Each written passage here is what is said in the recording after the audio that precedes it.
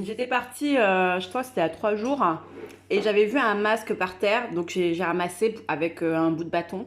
Et j'ai vu une poubelle jaune, vous savez, les poubelles jaunes propriétaires des maisons qui sont toujours sur le trottoir au dehors, ouais.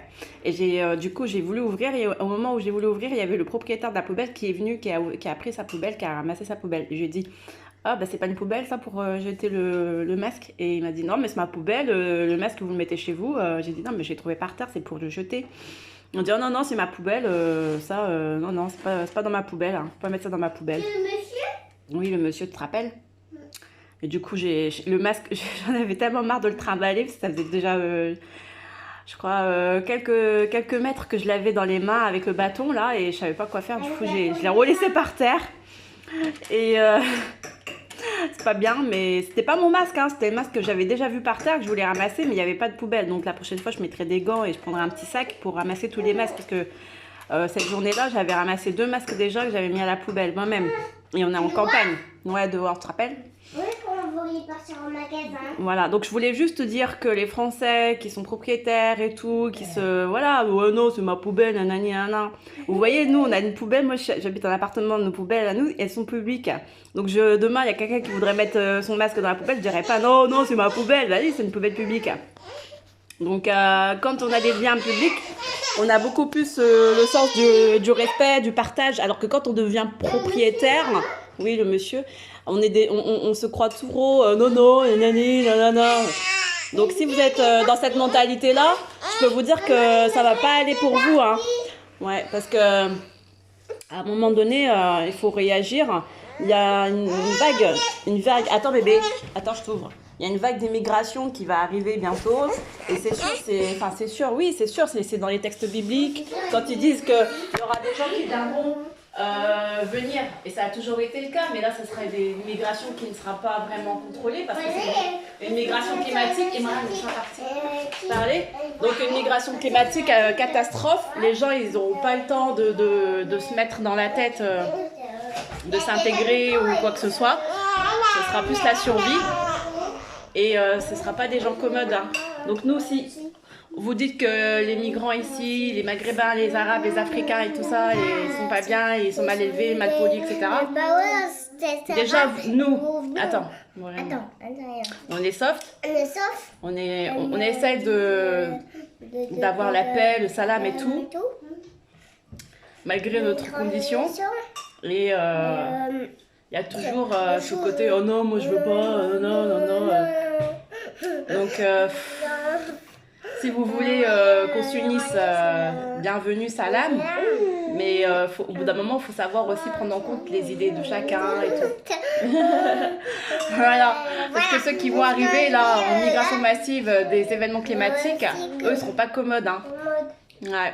Et là, ça va être dur. Et d'ailleurs, d'après des visions que j'avais eues déjà depuis maintenant 2 ans ou 1 an, je vois beaucoup de gens à la rue, SDF et tout. Et je me voyais moi aussi à la SDF dans la rue et tout, mais moi ça me dérangeait pas. Mais voilà, on était beaucoup en fait à occuper des prairies, des parcs. Et pourtant, il y a des maisons juste en face, eux, ils n'étaient pas inquiétés. On sait pas pourquoi, je sais pas pourquoi ils n'étaient pas inquiétés. Il y a d'autres maisons où ils étaient, par exemple, je sais pas, à 5 dans une seule pièce, alors qu'ils étaient en maison. Et je sais pas pourquoi cette vision m'est apparue. Pourtant, s'ils ont une maison, pourquoi ils sont à 5 dans une seule pièce? Est-ce que ça veut dire qu'ils seront budgétairement très restreints, du coup ils resteront dans des maisons, mais ils auront une condition de vie très précaire. Je sais pas. En tout cas, je sais qu'il y a beaucoup de gens qui vont se retrouver à la rue. Est-ce que ce sont les gens qui bénéficient des aides et tout ça? Je sais pas. Mais en tout cas, ce sera une vie d'entraide, quoi, de solidarité, d'entraide à l'ancienne. Donc, c'est dès maintenant qu'on doit se former à des compétences, comment vivre à la nature, naturelle et tout ça. Voilà. Même si ce sera pas le cas, ou même si, voilà, ça c'est pas avéré, hein, mais il faut toujours s'y préparer. En tout cas, psychologiquement, on nous prépare. Voilà, continuellement, on se prépare à ça. C'est pour ça qu'on est tous revenus dans des campagnes, à la source, essayer de revivre ces instants de joie. C'est des instants de joie, tu vois, revenir à la source. Il n'y a rien de mieux que ça, hein. De toute façon, être connecté directement avec son divin, avec son créateur. Mais après, comme c'est subi, parce que tu n'as pas les compétences, que tu t'es pas formé et tout, là, c'est vrai que c'est un peu dur. Moi, j'ai aucune compétence en jardinage ni quoi que ce soit. Mais je compte faire valoir mon droit de spirituel, de guide spirituel. Inch'Allah, Amin.